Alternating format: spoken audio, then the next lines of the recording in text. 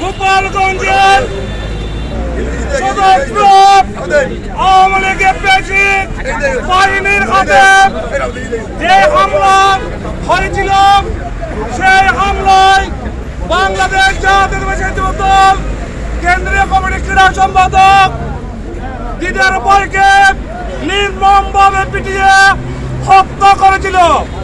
সংগ্রামে উপস্থিত আওয়ামী লীগের নেত্রী এক কাপড়ে বাংলাদেশ থেকে পালিয়ে গেছে, তার অবৈধ সন্তানেরা এখনো বাংলার মাটিতে বাংলাদেশ জাতীয়তাবাদী পরিবারের উপর চূড়াগুপ্ত হামলা চালিয়ে যাচ্ছে।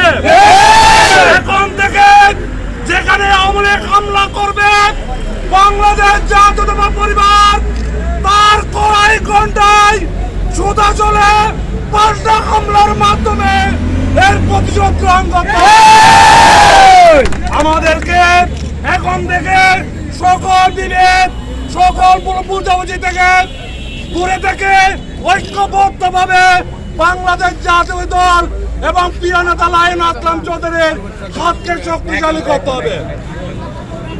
সংগ্রামী বন্ধুদের